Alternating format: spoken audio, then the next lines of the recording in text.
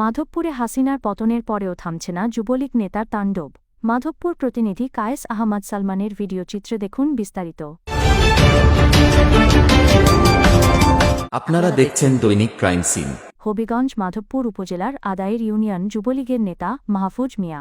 আওয়ামী শাসনামলে দীর্ঘ ১৫ বছর গ্রামের পাড়া প্রতিবেশীর কাছে সে ছিল যেন মূর্তিমান আতঙ্ক। হাসিনার পতনের পরেও তাণ্ডব থামছে না এই নেতার। স্থানীয়দের ভাষ্যমতে সে ফ্যাসিস্ট আওয়ামী লীগের রাজনৈতিক প্রভাব ব্যবহার করে মিঠাপুকুর তার এলাকায় সবসময় ভয়ের রাজত্ব কায়েম করেছেন। তার বিরুদ্ধে ভূমি দখলের মতো গুরুতর অপরাধে জড়িত থাকার অভিযোগ পাড়া প্রতিবেশীর দীর্ঘদিনের। ফ্যাসিস্ট আওয়ামী সরকারের পতনের পর অধিকাংশ নেতাকর্মী এলাকা ছাড়া হলেও মাহফুজ মিয়া এখনও এলাকায় বহাল তবিয়তে রয়েছেন। দুর্দান্ত দাপটের সঙ্গে এখনও চালিয়ে যাচ্ছেন দখলবাজি পাড়া প্রতিবেশীদের হুমকি ধামকি ও নির্যাতন। জানা যায়, মিঠাপুকুর গ্রামের সোনাবালির ছেলে মাহফুজ মিয়া।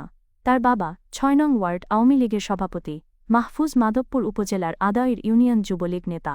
সম্প্রতি মাহফুজ মিয়ার দখলের শিকার হওয়া কয়েকজন ভুক্তভোগী তাদের দুর্দশার কথা তুলে ধরেন।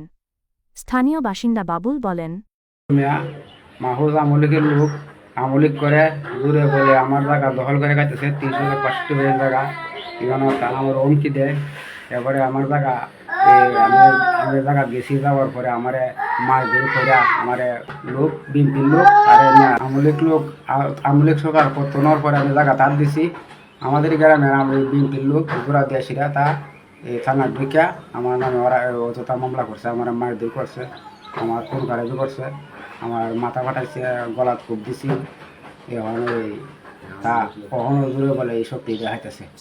তখন আমি বিচার চাই, আমাদের ওখানে জুড়ে বলে এই অস্থি করতেছে। আমরা যদি দেশও থাকতাম না থাকতাম আমি আওয়ামী লীগের যন্ত্রণায়। স্থানীয় আরেক বাসিন্দা আবুল হোসেন বলেন, মাহফুজ তো আওয়ামী লীগ করে, মাহফুজ আওয়ামী লীগ করে বলে জোর বলে ক্ষমতা মাহবুবের সাথে তালসেমের আওয়ামী লীগ বলে আমরা জোরে বলে আমরা জায়গা 400 থেকে 350 জায়গা জুড়ে দখল বুক করে খাইতেছে। এই জায়গার মাঝে গেলে অঙ্কিতে মারবো চরবো, এই অঙ্কিত ধরে আওয়ামী লীগ বলে আমরা গেছি না যেতে হন আওয়ামী লীগ সরকার ফালেনি বিএনপি আমরা জায়গা হাত দিছি। হাত দেওয়ার পরে আমরা মারধর করে জায়গা দেয় না, মারধর করে আমরারই মারে আমরা জায়গা দখল বুক করে খাইয়া জুড়ে আবার আমরার ওই মামলা দিয়ে তো রাখছে।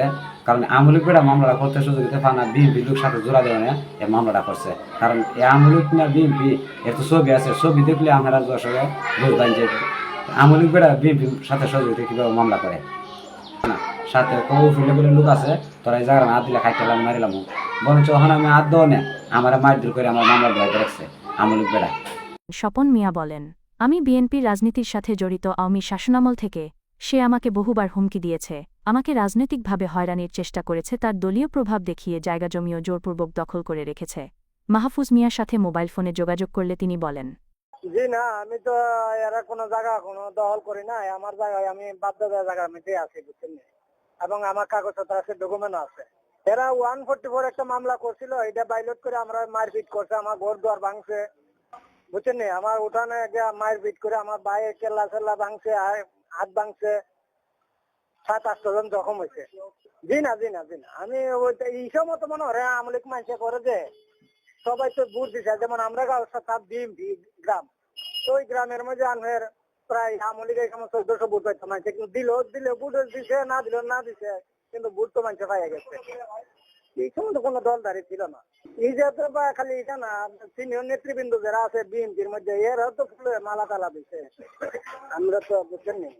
এটা আবাদি দিলে আমি কোনো প্রতিবেদন তো না, ইয়ে নাই।